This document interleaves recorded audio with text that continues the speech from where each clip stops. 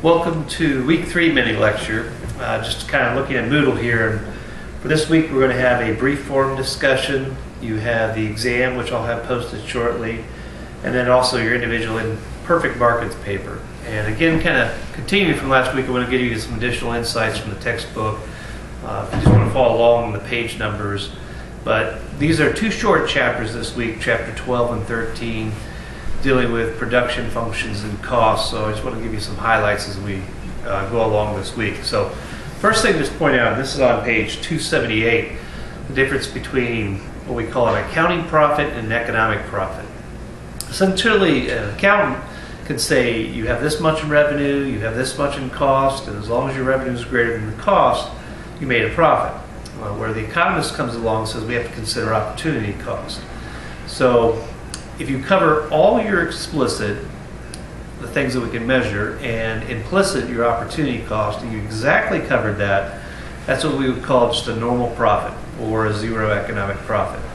If you do above and beyond that, that would be a positive economic profit, and that's a good thing. With economic profits, typically we would see other firms move into the industry.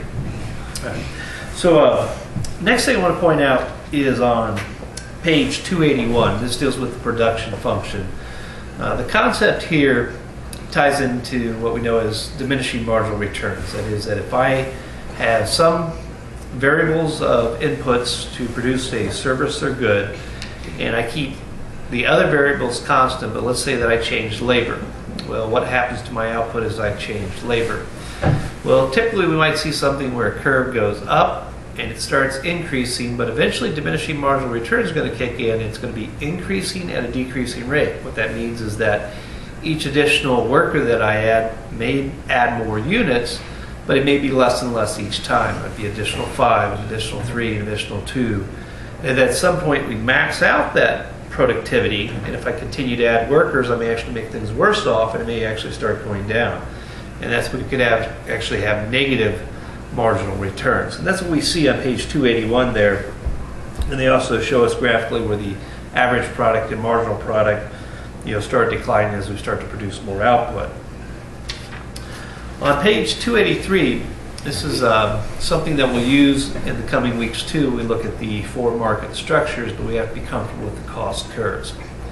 And essentially with cost curves, the first thing is to identify total cost. We just describe that as fixed cost plus variable cost. Fixed costs are going to be there no matter if we produce anything at all, but variable costs are going to change as we produce more of the output.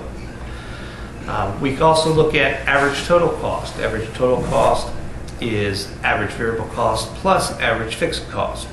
With average fixed cost, you'll typically see that declining. In fact, if we look at the cost curves that are graphed on page 285, notice that the average fixed cost curve keeps getting closer and closer to the horizontal axis, but never touches that horizontal axis. Also, the distance between average total cost and average variable cost keeps getting closer together because the distance between those two curves is average fixed cost. Notice the U-shaped structure of these cost curves too. They start declining initially. As I produce more output, they bottom out, and then they start increasing. And again, this is because of this idea of diminishing marginal returns. Just like if you had a vegetable garden, you kept on adding more and more Miracle-Gro. Well, the reality is that at some point you may maximize your output. You may actually make things worse off if you put too much Miracle-Gro in the garden.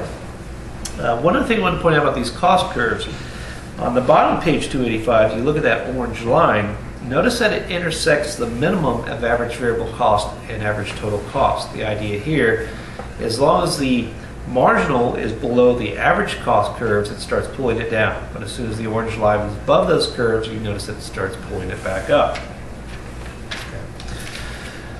Finally, I want to look at some items towards the end of the chapter in chapter 13.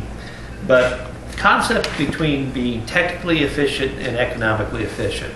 It is possible for some process to be technically efficient. Say where one process I'm using 10 computers and 100 workers, or other process I'm using, let's say, 10 workers and 100 computers. The idea is that it still produces the same amount of output. To be economically efficient, we're looking at what does it at the lowest possible cost. So bottom line, you're probably concerned more about how am I going to do this at the least possible cost to maximize my profits. When we look at page 298 here, we see economies of scale, constant returns to scale, and diseconomies of scale. Diseconomies of scale you may often hear executives refer to because we want to try to lower per unit average cost. You know, the idea, like say Budweiser trying to produce all their beer in St. Louis, well, that's just not realistic because there'd be huge cost trying to deliver the beer everywhere.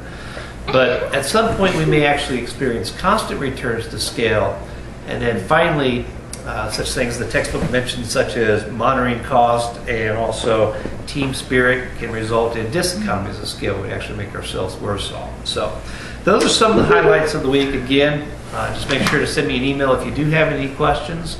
But otherwise, that kind of gives you a brief insight into the chapters this week. I hope you have a great week. Thanks.